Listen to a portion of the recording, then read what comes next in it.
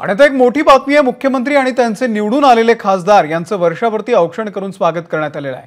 श्रीकांत शिंदे यांच्या पत्नी वृषाली शिंदे यांनी या सगळ्या खासदारांचं औक्षण केलेलं आहे।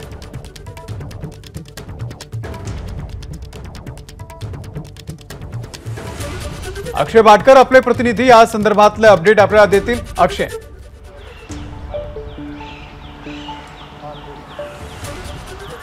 अमोल, आज सगळे जे नवीन निवडून आलेले खासदार आहेत त्यांचं स्वागत हे वर्षावर केलं गेलेलं आहे।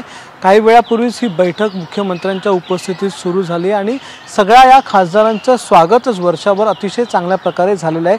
औक्षण सुरुवातीला त्यांचं केलेलं आहे, त्यांना पुष्पगुच्छ दिलेले आहेत। या खासदारांनी देखील मुख्यमंत्री एकनाथ शिंदे यांच्या नेतृत्वात लढवलेली ही लढत असल्यामुळे मुख्यमंत्री एकनाथ शिंदे यांना देखील त्यांनी अभिनंदन केलंय आणि इतर पक्षांपेक्षा आपला स्ट्राईक रेट हा जास्त आहे असं सांगत मुख्यमंत्र्यांना त्यांनी अभिनंदन केलेलं आहे।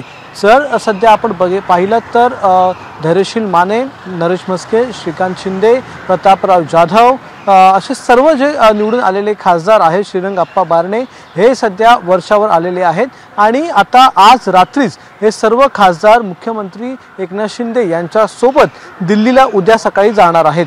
आज रात्री ते निघतील, उद्या दिल्लीमध्ये दिवसभर ते असणार आहेत आणि उद्या कार्यक्रम देखील आहेत दिल्लीमध्ये, काही बैठका देखील आहेत, त्यासाठी ते उपस्थित असणार आहेत। आणि आता नवीन जे सरकार स्थापन होईल, तिसऱ्यांदा नरेंद्र मोदी यांच्या नेतृत्वातलं नवीन सरकार स्थापन होईल, ते सरकार जे आहे त्या सरकारसाठी आता या नवीन पक्षाकडून म्हणजे एकनाथ शिंदे यांच्याकडून, शिवसेनेकडून कशा प्रकारे मदत केली जाईल किंवा सरकार स्थापनेसाठीचे काय पैलू असतील या सगळ्या संदर्भातली चर्चा सध्या वर्षावर सुरू आहे। यासोबतच मंत्रिमंडळामध्ये केंद्रीय मंत्रिमंडळामध्ये स्थान मिळणार की नाही याबद्दल देखील प्रश्न उपस्थित केले जात होते, तर त्या संदर्भातली देखील चर्चा ही सध्या वर्षावर नवीन या खासदारांसोबत मुख्यमंत्री करत आहेत आणि काही वेळापूर्वी ही बैठक सुरू झालेली आहे।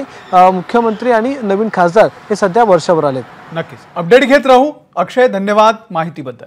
बघा नीट,